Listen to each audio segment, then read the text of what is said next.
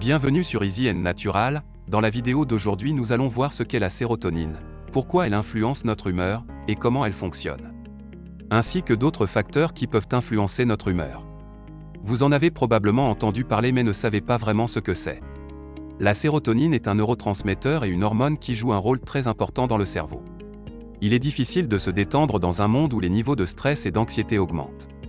Il est donc logique que nos niveaux de sérotonine diminuent, car ils sont utilisés pour compenser ces niveaux élevés de stress et pour pouvoir réduire une activité appelée activité sympathique dans le cerveau. La sérotonine est également connue sous le nom d'hormone du bonheur, car lorsque son taux augmente dans les circuits neuronaux, elle génère des sentiments de bien-être, de relaxation, de satisfaction et augmente la concentration et l'estime de soi. Cependant, ce qui se passe lorsque nous réagissons aux menaces, lorsque nous manquons de mécanismes pour compenser cette activité sympathique et ce stress, nous nous sentons émotionnellement mal. L'augmentation de notre taux de sérotonine et l'amélioration de notre humeur peuvent donc compenser ce phénomène et nous rendre plus heureux, mais aussi plus sains, en considérant la sérotonine comme la substance opposée au stress. Tout d'abord, vous devez comprendre pourquoi nous avons un faible taux de sérotonine. Cela peut être dû à un manque de protéines dans l'alimentation. Les protéines sont digérées en acides aminés et un acide aminé particulier est important pour la formation de la sérotonine. L'acide aminé spécifique est le tryptophane. Cet acide aminé est la matière première par laquelle la sérotonine est formée. Sans cette molécule, notre organisme ne peut pas produire de sérotonine. Le tryptophane est donc l'acide aminé essentiel à la production de sérotonine, mais d'autres facteurs peuvent également entraîner une diminution de la sérotonine. Par exemple, une personne diabétique, un foie dont le pH est mal régulé, et surtout un niveau de stress élevé.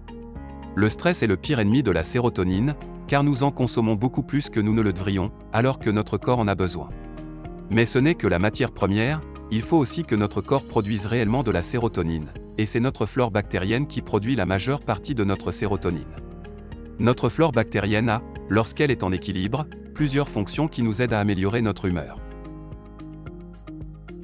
Tout d'abord, il faut comprendre qu'il existe un lien entre notre système nerveux et notre flore bactérienne intestinale. Cette connexion se fait principalement par le biais de nerfs, comme le nerf pneumogastrique ou le nerf vague, qui donnent des informations à notre cerveau sur l'état du système digestif et de notre flore, et lorsque nous devons communiquer au niveau du système nerveux, nous avons besoin de quelque chose pour envoyer le message à ces substances. Nous les appelons neurotransmetteurs, et dans le cas de la connexion entre l'intestin et le cerveau, le neurotransmetteur dont nous avons besoin est la sérotonine. Donc, moins il y a de sérotonine, plus la flore est mauvaise et plus les niveaux de stress sont élevés, plus la perception de la menace est constante, et plus l'humeur sera mauvaise, surtout si j'ai une inflammation intestinale. Or ces problèmes de flore bactérienne font baisser notre taux de sérotonine, ce qui fait que notre système digestif fonctionne encore moins bien, formant ainsi un cercle vicieux entre mauvaise humeur et mauvais fonctionnement digestif, mais beaucoup plus spécifiquement sur la flore bactérienne. Il est important de savoir que nous avons des bactéries qui peuvent modifier directement notre humeur, des bactéries qui augmentent considérablement notre production de sérotonine. Par conséquent, si ces bactéries produisent de la sérotonine, nous devons les augmenter dans notre corps, dans notre système digestif. Aujourd'hui, il existe déjà des probiotiques spécifiques à l'humeur et, qui plus est, de nombreuses bactéries bénéfiques produisent également d'autres neurotransmetteurs bénéfiques, comme la dopamine.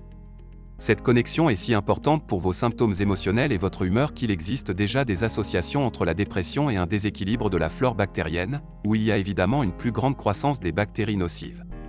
En gros, les personnes de mauvaise humeur ont trop de ces bactéries nocives et pas assez de bactéries bénéfiques qui régulent mon humeur par le biais de neurotransmetteurs.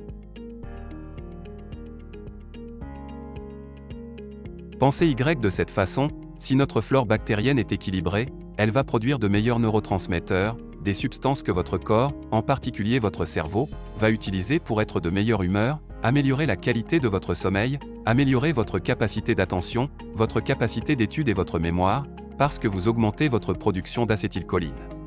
Pour mieux répondre au stress et à la volonté, simplement en augmentant la dopamine. Tout cela en modifiant simplement les bactéries de votre flore intestinale. Maintenant, comment puis-je prendre soin de ma flore intestinale ? Le régime alimentaire est l'un des principaux facteurs à prendre en compte pour prendre soin de notre microbiote. Les aliments les plus bénéfiques pour notre microbiote sont ceux qui contiennent des fibres, car ils contribuent à maintenir un microbiote intestinal diversifié, à prévenir l'accumulation de déchets et l'absorption de composés toxiques dans le côlon. Nous allons également parler du jeûne intermittent, du rôle que joue le jeûne sur notre humeur, s'il nous aide ou nous nuit. Une étude sur l'humeur et le jeûne a montré que le jeûne augmente l'activité d'une substance appelée orexine et aussi d'une autre hormone appelée gréline. Ces hormones, principalement l'orexine, entraînent une augmentation des niveaux de vigilance et de lucidité, et finissent par augmenter les niveaux de dopamine qui modifient notre humeur pour le mieux. Le jeûne augmente également les niveaux d'endorphine qui, elles, améliorent à nouveau notre humeur, mais réduisent également les douleurs que nous pouvons ressentir. En outre, le jeûne augmente la neurotrophine qui aide à générer de nouveaux neurones, en particulier dans une partie du cerveau appelée hippocampe. Cette augmentation est essentielle car dans les troubles de l'humeur tels que la dépression, on observe une atrophie des neurones précisément en raison des faibles niveaux de cette neurotrophine. Le jeûne intermittent augmente également notre production de sérotonine. Mais il existe également toute une série de choses que nous pouvons faire ou consommer pour augmenter la sérotonine. Tout d'abord, une alimentation variée et riche en tryptophane, comme nous l'avons vu précédemment. Il est nécessaire de souligner l'importance d'une alimentation variée et équilibrée sur le plan nutritionnel. La plupart des aliments contiennent du tryptophane. Cependant, un certain nombre d'aliments se distinguent par leur teneur élevée en cet acide aminé. Il s'agit de la dinde et du poulet, des poissons gras, des produits laitiers, de l'ananas, des avocats et des prunes, des épinards, de la betterave, des carottes, du céleri, des dattes et du brocoli, des noix, qui fournissent également du magnésium et des oméga 3, des céréales complètes et du riz brun, des graines de sésame et de citrouille, des légumes secs tels que les pois chiches, les lentilles et le soja, du chocolat noir et de la spiruline. Numéro 2. Évitez les glucides simples. Les glucides simples sont des sucres hautement raffinés qui sont digérés très rapidement et n'ont aucune valeur nutritionnelle, car ils ne contiennent pas suffisamment de nutriments essentiels. Les aliments qui contiennent des glucides simples sont les suivants: pâtisseries et sucreries avec du sucre raffiné, pâtes non complètes, riz blanc, pain blanc. Numéro 3. Augmenter l'apport en oméga 3. Outre le tryptophane, de nombreux autres éléments présents dans les aliments peuvent nous aider à augmenter notre taux de sérotonine. Une alimentation riche en acides gras, tels que les oméga 3, favorise la production et la régulation de neurotransmetteurs tels que la sérotonine, la dopamine et l'adrénaline. L'une des principales sources de graisse saine est le poisson gras et les fruits de mer. Cependant, d'autres aliments tels que les avocats, les noix et les graines de lin, de chia et de chanvre sont également riches en acide alpha-linolénique. Numéro 4. Évitez le café et les boissons stimulantes. Les boissons à forte teneur en caféine, comme le café ou certains types de boissons gazeuses ou énergisantes, augmentent la sécrétion d'adrénaline et de cortisol, des substances qui, comme nous l'avons déjà vu, sont les principaux antagonistes de la sérotonine.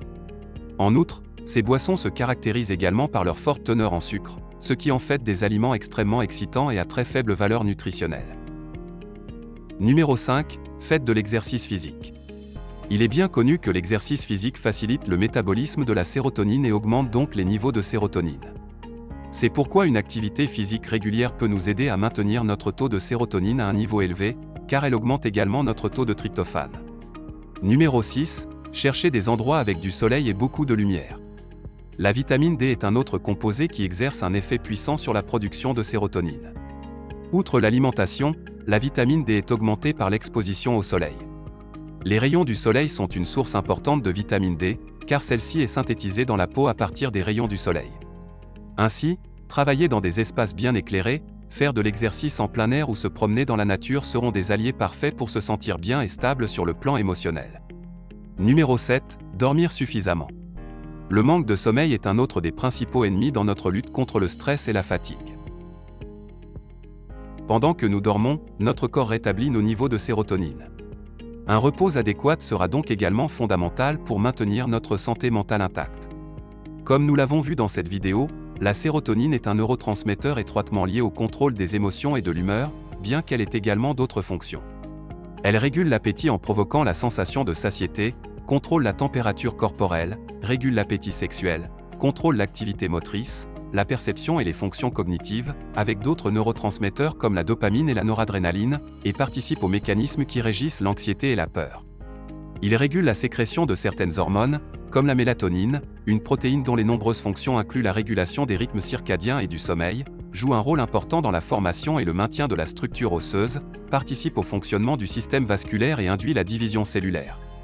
La conclusion de cette vidéo est claire, il est très important de maintenir vos niveaux de sérotonine, ainsi qu'une flore bactérienne forte et équilibrée. Si vous avez aimé la vidéo, partagez-la avec votre famille et vos amis, abonnez-vous à la chaîne et aimez-la.